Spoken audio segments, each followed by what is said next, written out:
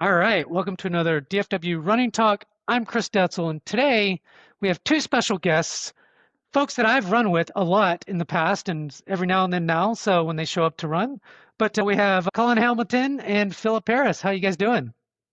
Good. How about you? Good. Colin, how are you? I'm doing well. Good. I feel like you had to be coerced to say you're doing well, so it's good. Yeah, Twisted you his just get arm. the pressure of, I always have to say I'm doing fine, so I'm not asked further questions. I'm done. We're finished. I thought this would be a fun podcast to do because the three of us have run together for a pretty long time since 2018, 19, when not necessarily our journey had started, but when where we started running together was DRC and had lots of really great conversations. And I just thought, let's continue these conversations on the podcast. But before we do, let's talk a little bit about your journeys, how you guys got into running and what that looks like now, past, now, and all that kind of stuff. I want to start with Colin. Tell us a little bit about yourself. Yeah, so my running history is a little bit interesting. So on July 13th, 2007, when I was It's just 14, Okay. I feel like I'm way older than you. so I was ran over by a car, which a lot of people, yeah, and it missed my spine by 2 millimeters. And so on that I day, didn't know I we like, could get serious here, man. This is crazy already. if it helps, I jumped on the car. Oh, that's good. And 14, you have the it was agility. my older brother's girlfriend. It's just like all the dynamics are just great. Okay. Yeah, I get ran over and I break my pelvis. The reason I tell that is because like I'd always wanted to run in high school, not with cross country, just in general as like a way to stay healthy. And man, every time I'd hit 2 miles, my brain would just go, "You're in a lot of pain right now." And where I broke my pelvis, like would just hurt. So for about 6 years, all the way until college, I would just get to 2 miles and quit because I just imagined I was like, I'm never going to be able to run past two. Yeah, that was in your mind. That's Yeah. interesting. So I meet someone in college and they essentially just challenge me. They say, hey, try and run 3 miles. Just hit the two and try and go further. And so I remember the first time I did 2.25 and I was like, oh, I've never made it this far, but I had to quit. Then I did 2.5 and I was going to do 2.75. I saw what was happening and I ended up going to 3. And I was like, cool. So I got up to 3 miles in college, just casual running. And then I became a high school teacher. Okay. And yeah, I Congrats. wanted to de-stress. Yeah, I wanted to de-stress, and 3 miles was not cutting it. So I remember running, and I would do 4 and 5, and I had done a 10K at some point in college, and was like super stoked about it. That's a big accomplishment Yeah, considering your mind was, I'm going to hurt. yeah, So you absolutely. kind And of so, passed that now. For yeah, Good. so I would run 4 or 5. I would get to 6 on some days, and then my brain just that like little seed that someone had planted in college said, "Do you think you could do 7?" And then that 7 became 8. Yeah. And then on the 9 year anniversary of when I got ran over, I was like, I'm going to go run 9 miles as like a symbolic little thing. And I actually went to 10 on that day. You should have stopped at 9 since it's I symbolic. wanted to crawl to the 10. It was all about it. And Love it. so the whole thing, like the marathoning thing had been in the back of my head. And so I was like, that's a bucket list thing. And so I was like, went to a running store and I said, hey, I ran 10 miles. Do you think I could do a half? And the guy was like, absolutely, you can do a half for sure. If you ran 10 miles. And I said, oh, cool. And then I went, do I want to be a half marathoner though? Is that really what I want to do? So You I do more. completely skipped. I did 0 halves and immediately signed up for a full, which do not recommend to anybody. Nope. I remember running my first Wait, half stop marathon. there, Colin. I want to get Yeah. Philip's response to all that so far. I've heard it before. I'm Oh, not okay. surprising. This doesn't surprise you. You Yeah. No, guys no, know each other well. All right, go So ahead, Colin. I run my first half marathon in my mom's neighborhood. Cheered for myself. One guy cheered for me. He was mowing his lawn. He was like, "Do you have a good run?" I said, "Yeah, man. I just ran a half marathon." He goes, "Oh, congrats!" What was your unofficial time? I'm And curious. listen, I shocked myself. So I remember I hit 11 or I hit 12, and I went, "I have to book it." I ran a 1:59:13. That's pretty good, Like and you just did it by yourself. 11 a.m. in the morning is Oh when I man, started. love it. And so then I did the Woodlands Marathon in 2017, which if you know anything about the Woodlands Marathon in 2017, the lead biker missed a turn. Oh, no. It was a half mile short. So I ran 25.7 miles. And in my brain, I was like, I didn't do it. Not Nope. it. You're a math guy, right? And I teach high school. So, I've been building it up for these high school kids. And they were like, so you didn't do it. That's right. Hey, all right, let's back up just a little bit because Yeah, I think that marathon is key because you didn't really, how'd you train? What'd you Man. do like to think about that? Training, nutrition, all that stuff. Yeah, Which you probably didn't do anything, but whatever. I want to hear it. So I would say my one saving grace was my wife is a dietitian, and she was like, you need to eat more. That was about Good. as far as that went. That's fair. I knew you had to eat during the run because I heard about like the goos with some endurance sports and all that. But in terms of racing, I went and looked up Hal Higdon's beginner marathon plan, which if you look that up, there's no speed work on it. It is all just base aerobic. So my brain went, oh, I should just run my race pace the entire time. Like every single time you Every just went out run, to... I was like, I'm going to run a sub 4. So 9:09 every run. And I was like, man, I'm feeling really good. I mean, at least you're getting some base. Yeah, Running a little for too sure. fast probably, but still. I still remember 2 weeks before the marathon, I like read something on Runner's World and I told my wife, I said, I think I needed to be doing tempo runs, but I don't know what those are. And I think it's too late. Yeah, probably psyched yourself out. Yeah, race pace went really well until mile 21, and then I lost like an hour. Yeah. Hey, that's pretty good. 21 miles. And a lot of people bonk at 21, Yeah. 22. So that's Yeah, for kind sure. of normal. In the first marathon, you basically did everything by yourself. You knew Yeah. nothing Oh my besides, gosh, dude. here's a It was- plan. A lot of people do that, by the way. That's not. The whole training season was insane. Like, yeah, I look back at that training season. I'm like, I'm pretty sure I ran more during that than I would at like when I had my best marathon a couple years ago in Detroit. Like, I think I was more consistent training, but I just didn't know what I was doing. So that'll be the last question I asked for now. But Yeah. I'm curious, how many marathons have you done since? Yeah. So I just finished my 11th marathon in Houston this year in January. Okay. We'll talk more about some of that later, but just curious. So you've had a lot of marathons in your belt, half marathons, all that kind of stuff, and you've been doing a lot of good stuff since 2017, 18. But a lot of it, that's a pretty cool, interesting story. I can't wait to hear Phillip trying to top that. So let's go. I can't do it. Chris, what do you want to know? But just tell me, how did you get to start running? What kind of inspired you to do that? When did you do it? I played soccer in high school, so we ran a decent bit, right? So warm up, coach says, hey, go run 12 laps around the field. And that's probably, or 2 miles or whatever. So that was probably about my cap in high school. And then Were you a pretty good soccer player? Or?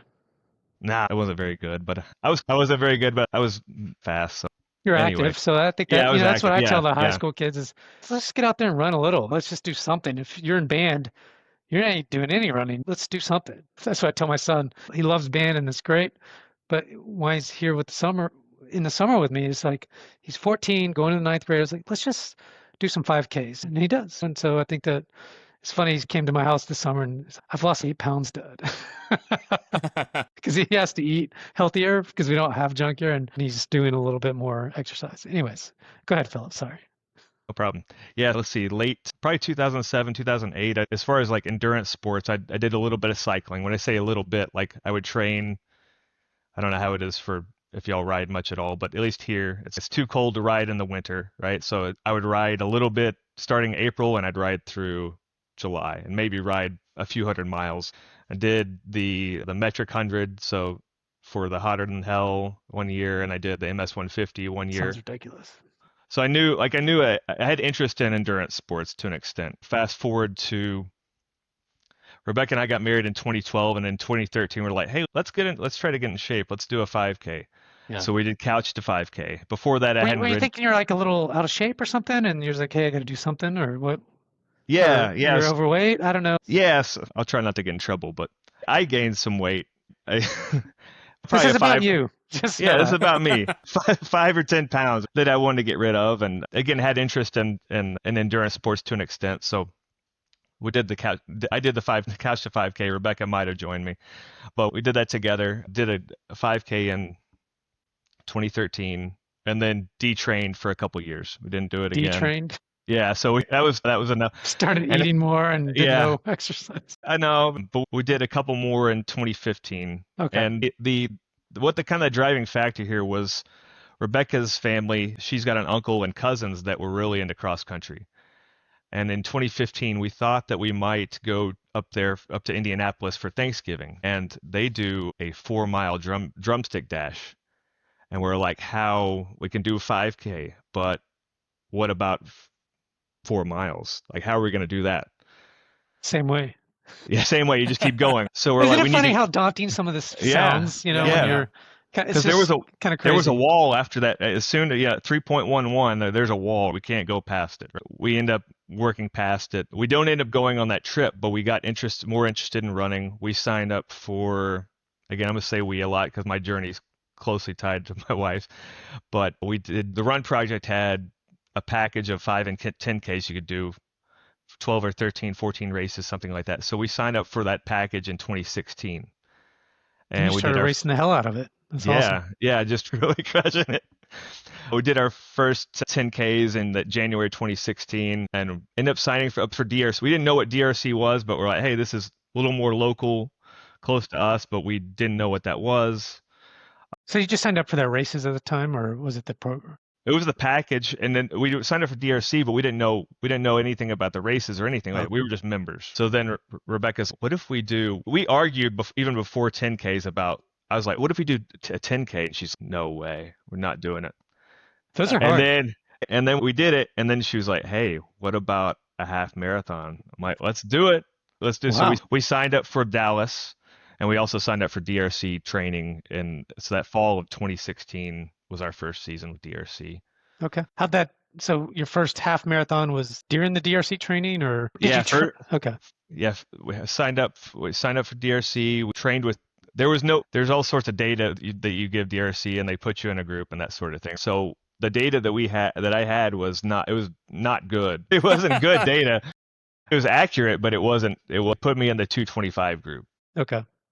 So that For first half. season Yeah. for half, yeah, not for marathon. You're not there And yet.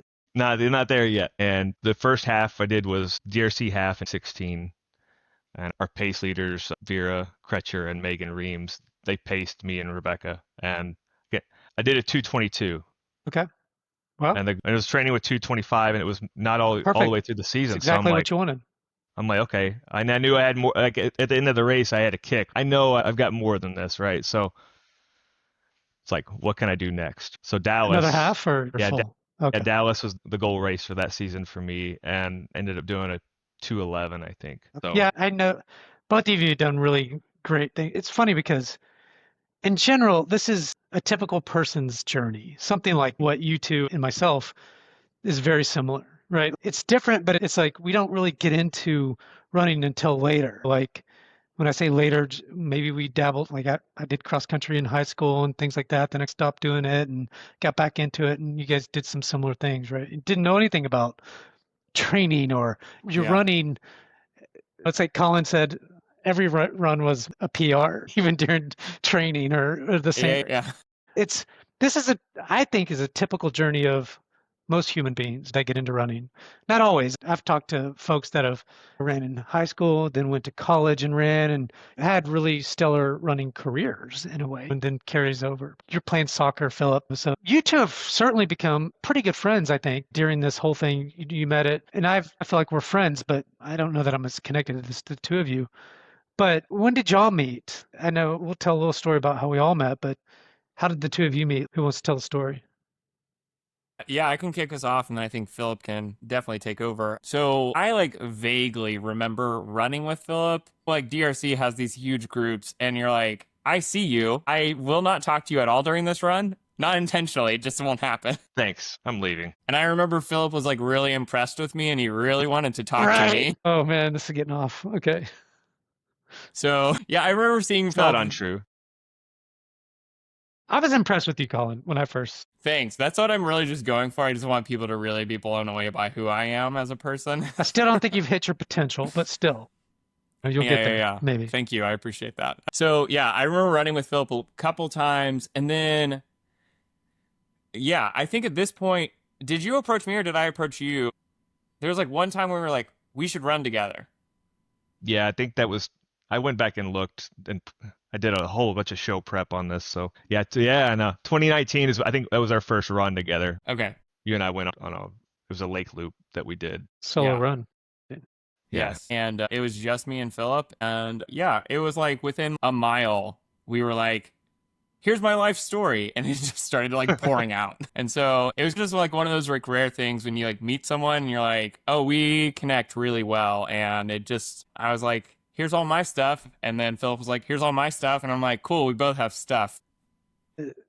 Colin, it's funny because I remember when I first started running with you, I just knew the potential that you have. Like, you've done some really good marathons, I think, in some halves and things like that. But I've always been impressed with kind of your ability. And even at one point, you got so serious about your training and about really focusing in and trying to run a really fast marathon. And I was impressed with that. I was like, okay, Colin's finally got extremely serious about this. Not to say you weren't before, but when you get into DRC for the first time or into training, you're still learning, even if you've learned some, and then what happens, people get off a little bit of the DRC focus and then get a little bit, I don't say they're not serious anyways, but they get a coach or those kinds of things and get some really focused in. Been pretty impressed with what you've been doing, just your journey and things like that. So that's the first time I remember. I remember seeing you run and then seeing you race. I was like, wow, that guy, he's got some ability and effort or time. Now he's got some serious kind of stuff. And I remember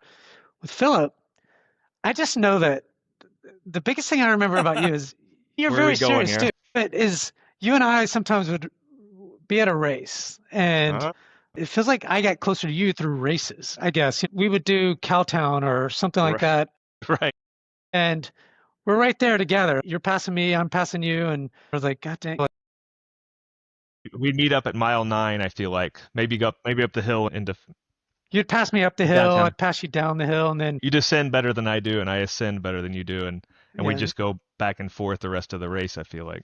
yeah, And that had happened multiple times, so we didn't plan it. that's It was right. just That happened more than yeah, once. And yeah, so yeah. it was just interesting seeing, I think you kicked my ass both times, I guess, at the end. I was like, at the end, man, I have nothing. I'm just trying to stay with you during the one. But it's just interesting to see those journeys. Do you guys still run together? Is when you can? Or I know I've been seeing you some on both on Tuesdays during the track workouts.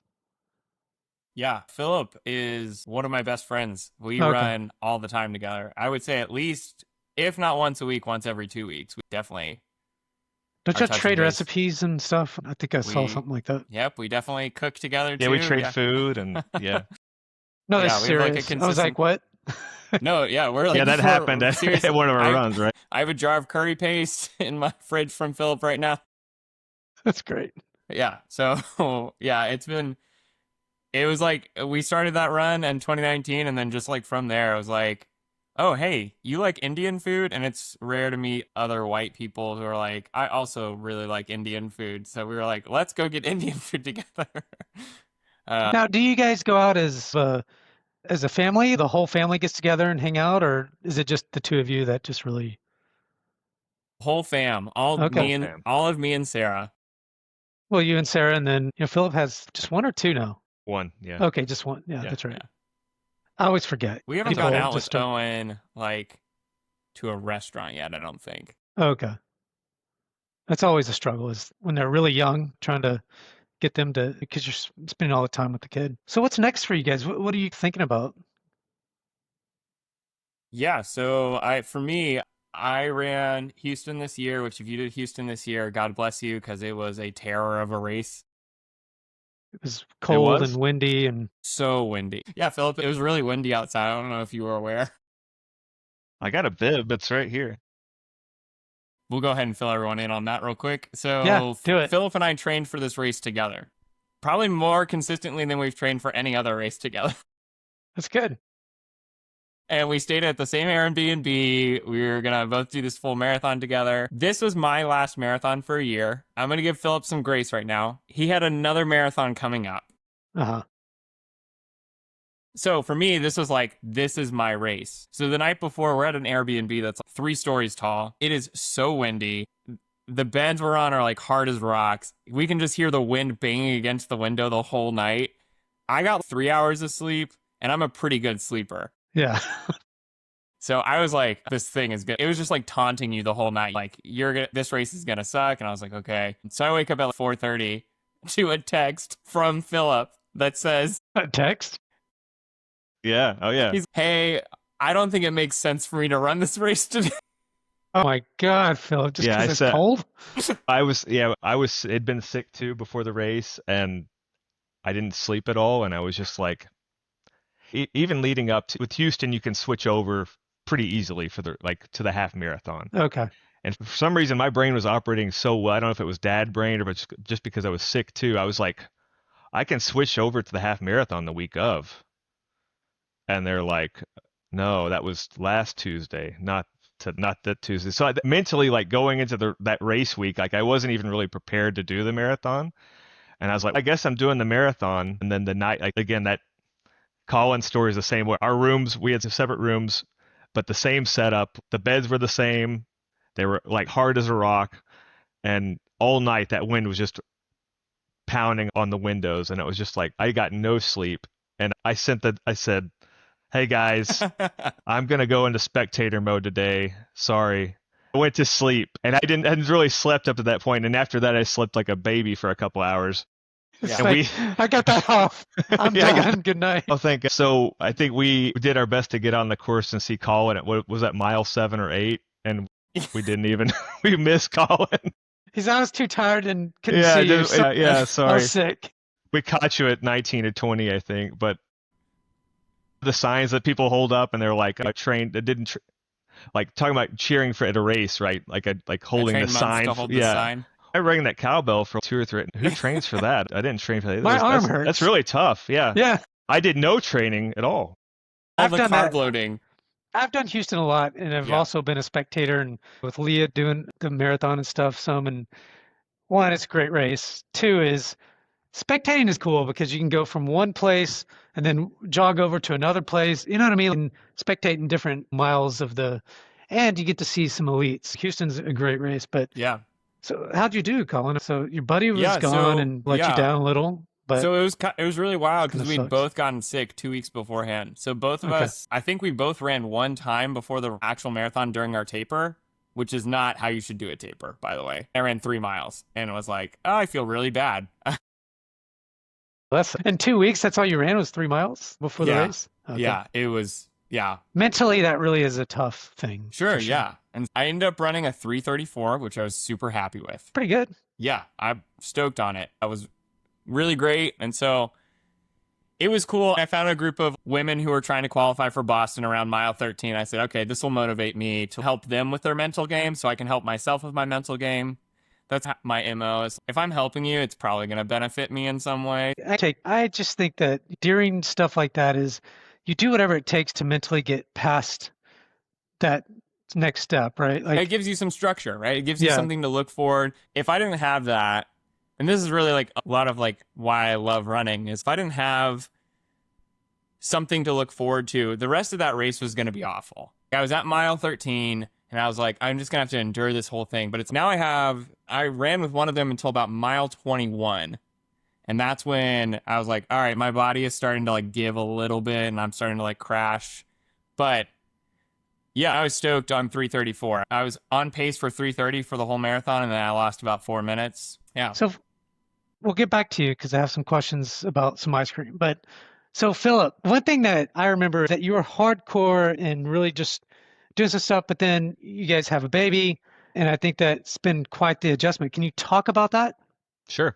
Yeah, I'm trying to think. Leading up to Owen was born so he was supposed to be born in October. It was November of 2023.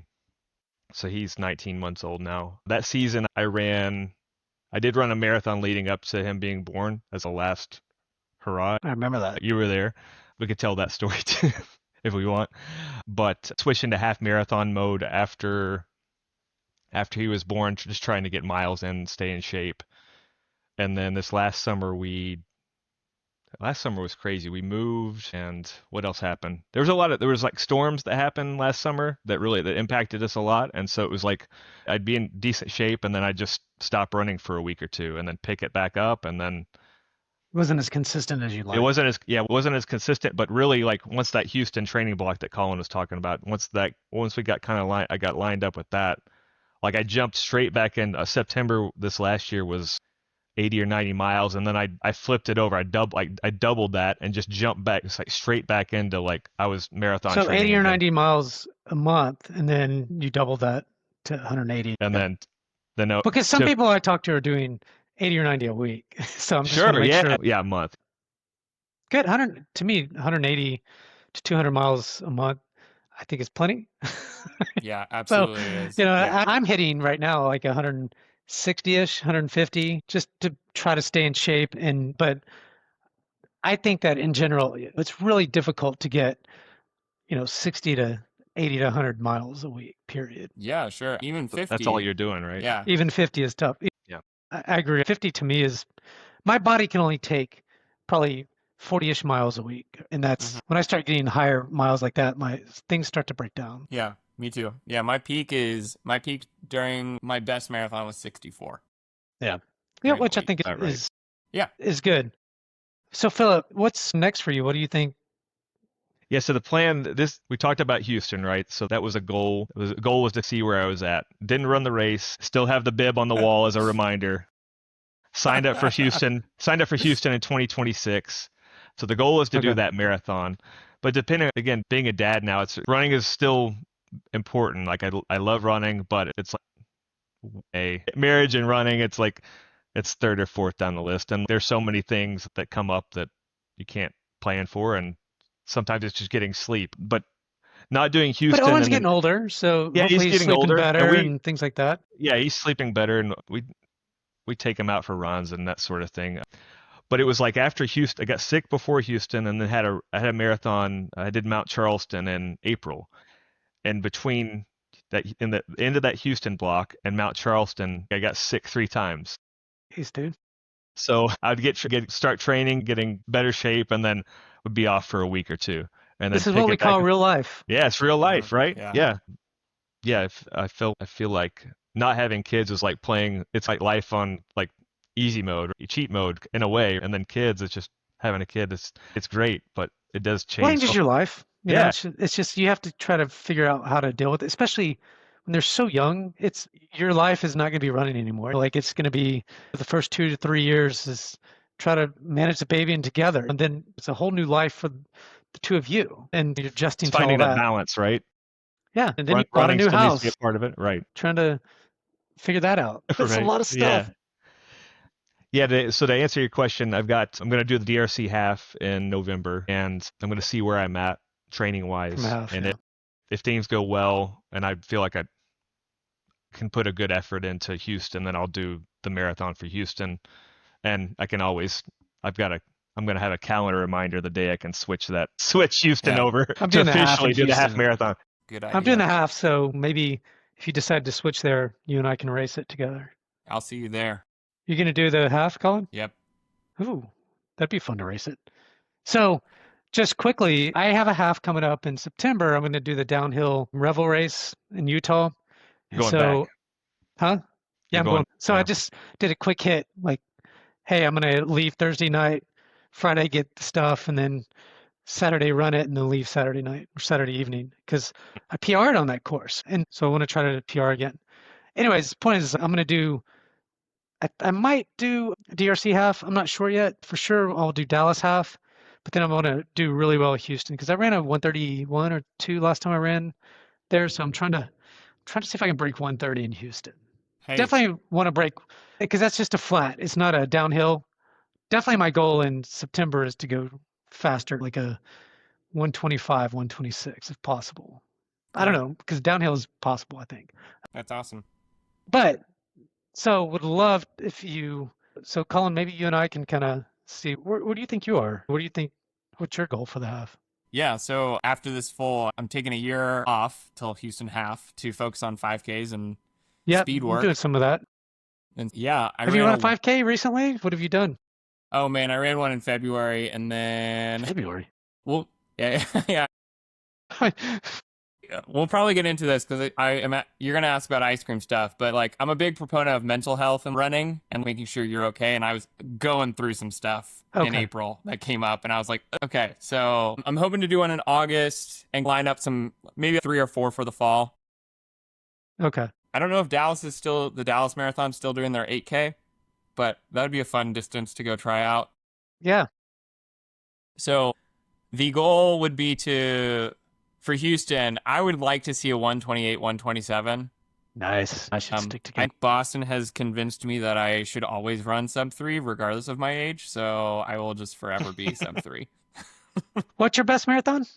I've ran a 318 Okay. with a lot of... Phillip pointed out a lot of asterisks for me that I should put on that race because I was going for a 310 that day, and he was like, your wife just had surgery. You were not sleeping in your bed. You were helping her do stuff like at 3 a.m. in the morning, and like you still trained for a marathon. Yeah. Look, I think that this is real life. This is things that just happen in life that you have to deal with. Yeah. And I think it's the beauty about running to me is that there's always another race. And Sure. sometimes running will let you down, but sometimes you do amazing things and you're just pumped that you did this. And then sometimes you have to go back to the drawing board, Colin, and say, I'm going to do some 5Ks. I want to get fast again, which I'm not saying you're not fast, but get some of that speed back and then just kill it in January or whatever. Yeah, it's right? that different muscle group too. And also, man, I have a memory that haunts me from high school. So I was a theater. He's in his own head. I was a theater kid, and I remember walking down the hallway where like our athletics part of the school was at, and this guy just asked me, he goes, "Are you a runner?" And I was like, "No, man." And I was like, "Dang, he was definitely recruiting me for the cross country team." Definitely don't. This is what you're saying. I was like, "I do improv. Have you heard of that?" Hey, I used to do that. It was fun. Improv is fun. Phillip, any improv in your past, or kind of didn't do that kind of stuff? No, I'm odd man out. Yeah. So we won't talk about that. So I know, Colin, back in the day, you used to make some ice cream. It was really good. I did. And like literally, you would make ice cream, and then you started selling ice cream, I think. And then all of a sudden, you didn't do it. Yeah. I mean, I felt like it was blowing up for you. You're making it, but it was a lot of work and effort because you had a full-time job, you were doing running and all these things that you're doing. I don't know. So I was like, I don't tell Leah. I was like, he keeps making ice cream. Now he's selling it and maybe he goes into business. Who knows? And so I thought that was a potential avenue. And obviously it didn't happen, but I'm curious, like, because it was for the runner. Like at first it was just for the runners. So you would have some ice cream there and it was really good. And so I'm curious. I'm trying to bring this back to running. Yeah. Oh, yeah, we can. Sure. Yeah, so as I mentioned previously, I'm a teacher, right? So when COVID happened, my job became nothing. I would hold tutoring hours because I was supposed to in my hammock, and I would fall asleep during them because no one came to them. Right. So no kid learned anything during COVID. And then I literally a week into March 2020, you're quarantined and running's the thing I can really focus on right now. I injured my calf. And yeah, so I was out for 3 months until a chiropractor opened up and was deemed essential. So I needed something to do. Like I needed some sort of structure. And we had an ice cream maker we had never used. And so guy through Instagram, we followed his recipe and I got into making ice cream and I started sharing it with people and people were like, this is really good.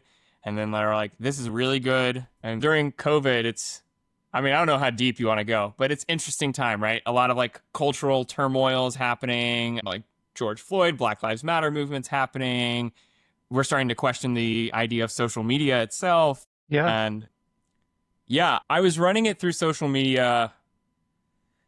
And essentially I got to this place where, without divulging too much, I realized like I wasn't paying attention to the stuff that mattered. And when I was making all this ice cream and I was actually talking to people who were like, how much money do you want to start your business? And I was like, I'm a teacher and I don't know what you're even asking me. Like, what? I remember someone had just asked me and they were just like, what do you want out of this? And that stuck in my head. And I wish my story was like and I thought deeply about it and I came to my own conclusion and said I should just quit. That's not what happened. my life like hit this like crashing point. And so, yeah, this is why I'm a big fan of like mental health and running and everything, and taking like time to process through stuff, because I was having panic attacks. And yeah, I just had realized, I was like, I never wanted this to be a business. Like I wanted to do this for fun. People thought I was leaving teaching. I love teaching. It's a lot of fun. You didn't want to get that around to the school, I'm sure. Yeah, no, even so the thing was, my boss was like, I'm so excited for when you open your ice cream business. And I was like, what is happening right now? I was like, this is not what I wanted. But I had pulled like a couple 22-hour days, and I was like, this is ridiculous. I can't survive on this. And yeah, so after that, I just quit, and I'm still making ice cream. I just don't do it every week. It's more like I do it in summers when I have a lot of time off. But yeah, for me, that was like a big reveal of, okay, what do I say no to? What's the healthy subtraction I need to do in my life? And what is the things that I want to say yes to? Did you think about, did you stop running during that time too? Or did you kind of, when you stopped doing the ice cream, because I feel like you disappeared for a little while. Like completely disappeared. Like I was like, I don't even know where he is anymore. Running would get sacrificed a lot. But yeah, no, I took a step away from DRC. Like I said, I was like starting to have panic attacks, and started realizing like my mental state, like I'm not okay. And that was starting to pop up in 2020 a lot. And as I said before, like I'm a millennial. So like I've had my phone in my hand since like I was 12. And just going through the whole process of what social media does to a brain. And now everyone's like finally catching up. There's that book, The Anxious Generation, that was like blowing up everywhere now. But I realized like there was an image I was presenting to the world that I'm okay, I'm a runner, I'm making ice cream, I'm a high school teacher. And I was like loving the image because everything that I was doing looked really good. And then like on the inside, I was like having panic attacks. And I'm not okay. My body was telling me we can't like sustain this. And so running would get cut quite a bit. And then when I hit like my moment where I felt like my life was falling apart, yeah, I had to take a step back. I was like, I need to figure out what's going on with me. And so I took a huge break. I don't think I did a marathon for, 2 years. And I came back. There's a lot of pressure too whenever you go through marathon training and actually hit a marathon, which some of that's good, but yeah, it sounds like for some of the things that you're going through, the ice cream thing, you got the work thing, you got COVID, you got running, there's a lot going on for you. Yeah. Social media maybe. Yeah, so I did the work, as the millennials say, on myself. And yeah, I'm in a place now where I can genuinely like look at myself and say, wow, I really like who I am. I like who I'm becoming.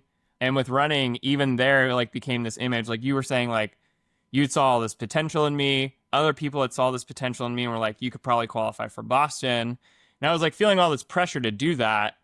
And so when things were starting to fall down, like when your whole life is trying to run at like an A+ level, you're not going to sustain that at all. Yeah. I apologize if I put too much pressure on you. No, it's like, Chris Detzel, this is my stuff. You are not responsible for my stuff. No, I get that.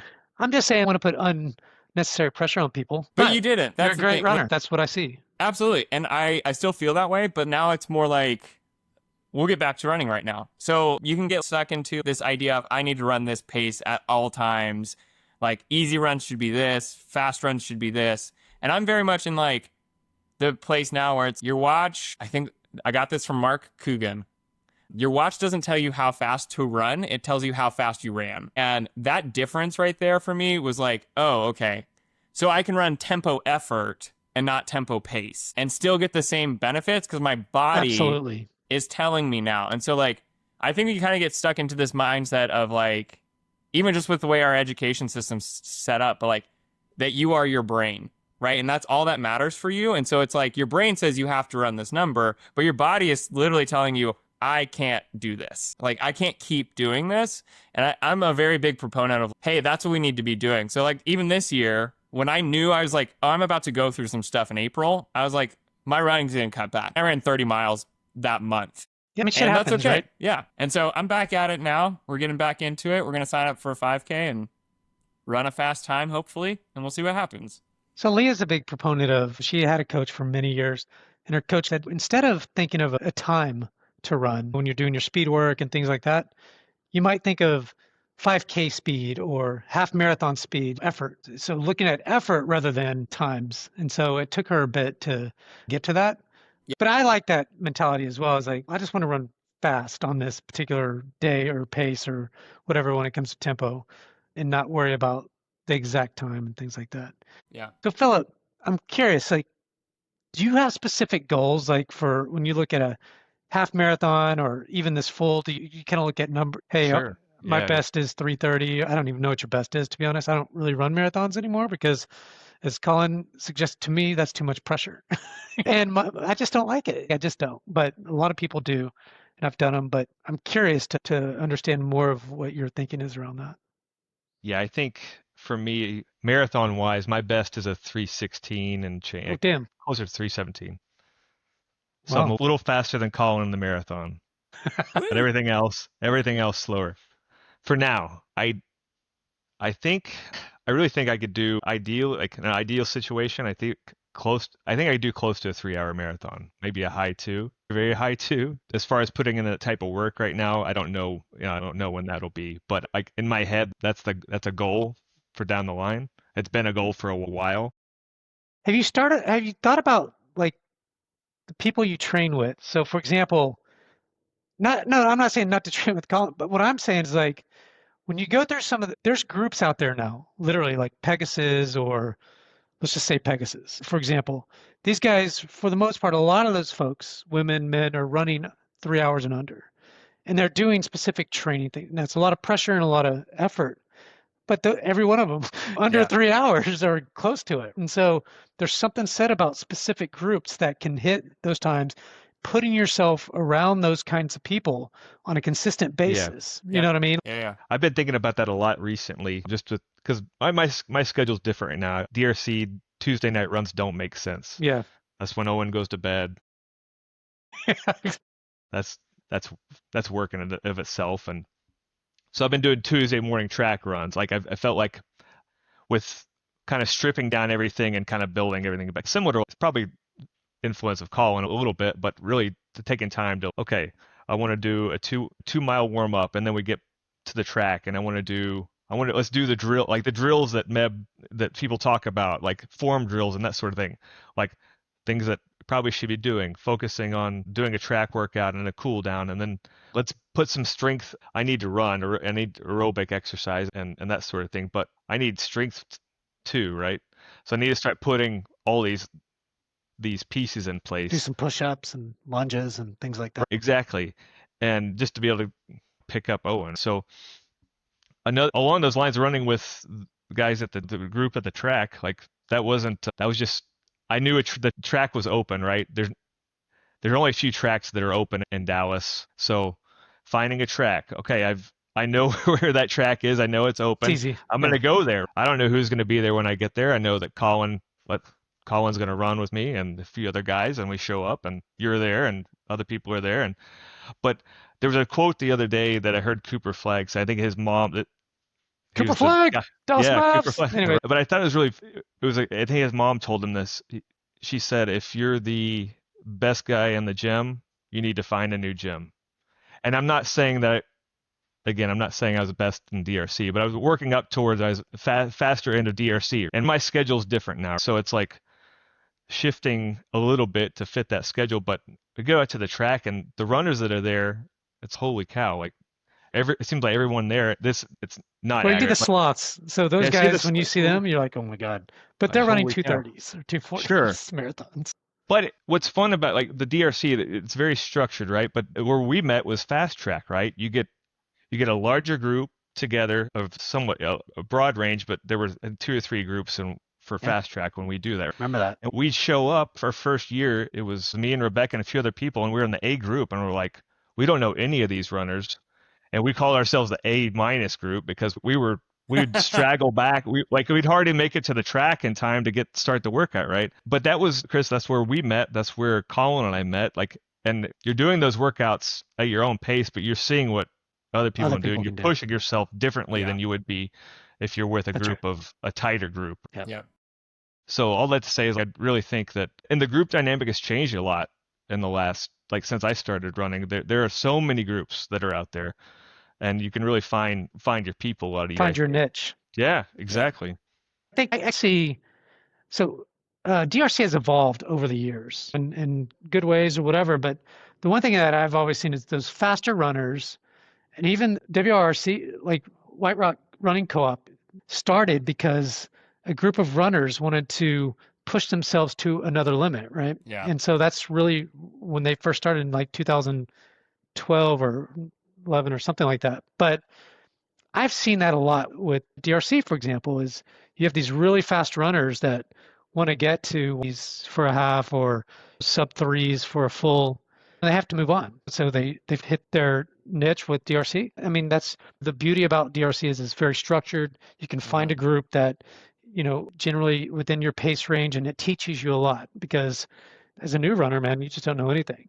Yeah, So I think that the without beauty that structure. today, yeah, exactly. The beauty though today is once you have that structure and that mindset to go to that next level, there's tons of groups out there. Yeah, like absolutely. the Sloths are the fastest within Dallas. Then you got Pegasus, which is that next level kind of sloths, and then other groups like that can help you get to that level. And I 100% believe that community is the key to really be able to do that. Finding your friends that are similar paces, similar kind of, or finding new friends that can push you, kind of what you said about the Cooper flag thing is if you're the best person in the room, then it's time to find other people to play with. Not to ditch people, I'm not saying that, No. but it's to better yourself. Running is somewhat of a selfish sport. If you want to hit these times and goals, I want to hit times and goals, but I see it now as, man, I get to run with people, my friends. I get to see you at the track and what are you guys doing? I'll just do that, like that kind of stuff.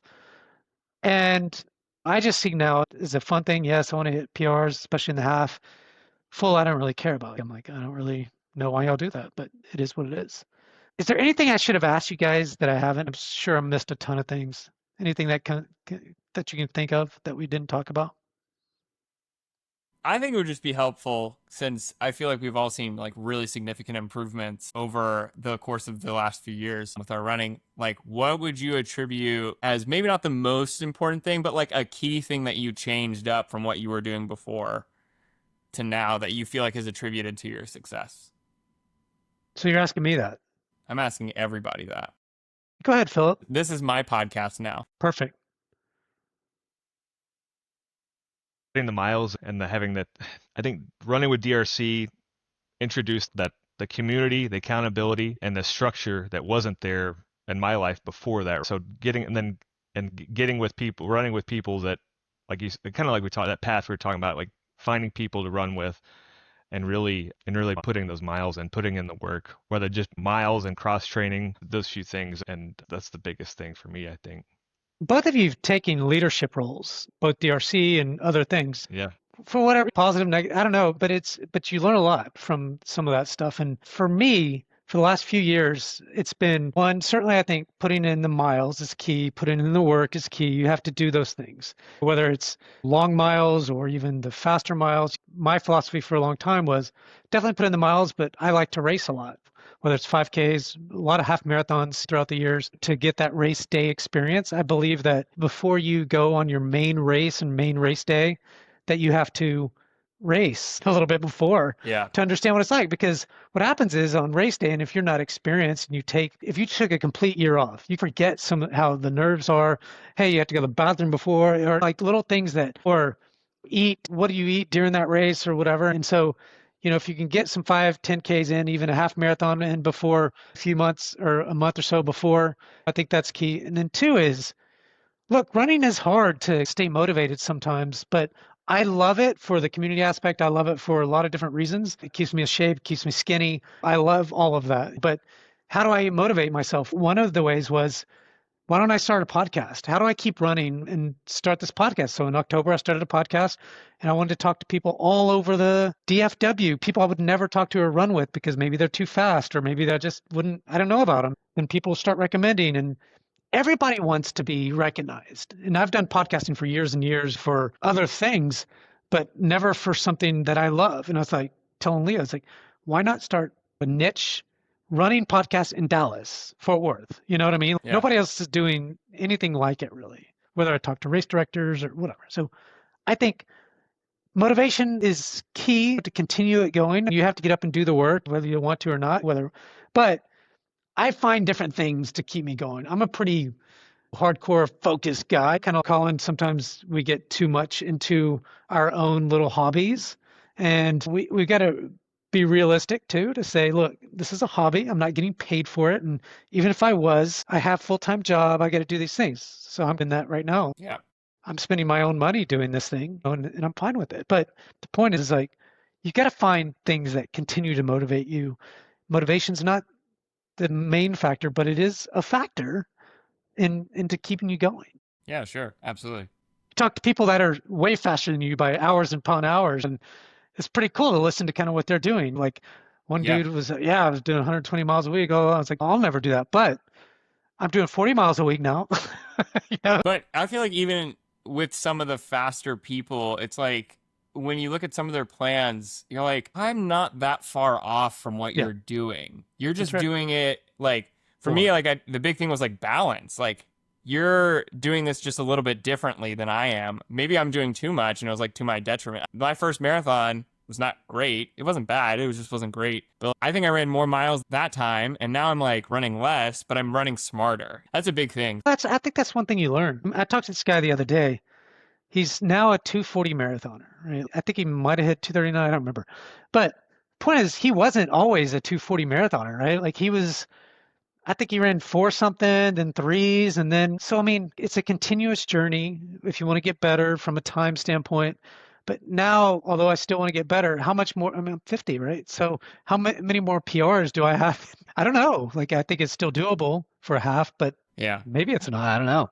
But man, I'm 31, and I sometimes think through that, and I'm like, how many more PRs? When is the you have a downhill lot, at this dude. point? Like, well, I think that the way I've been told and the way I now look at it is, your 20s is different than your 30s, different than your 40s, and different than 50s. You're not the same person. And especially, Colin, you've been running for a long time, since your mid to late 20s. And your body is different. You're getting older. I'm not saying you still got PRs in you for sure, but at some point you got to think about, I'm not 30 anymore. I'm not 40 anymore. So that becomes a factor at some point. But for now, you're fine. I think both of you have got some really good racing in you. But guys, it's been good. Yeah. It's already been an hour. Here we are, and talked about a bunch of stuff. Yeah, good luck naming this episode. Yeah. It won't be hard. All right, you guys. So thank you guys for coming on. I really do appreciate it. And thank you for those that have tuned in to another DFW Running Talk. Don't forget to subscribe to our newsletter. It's dfwrunningtalk.substack.com. Please subscribe. You'll get all of the stuff about the episodes and everything else on that newsletter. Please don't forget to rate and review us. Really appreciate everyone again listening in. Until next time, Phillip, Colin, thank you both for coming on today. Thank you. Thanks. All right.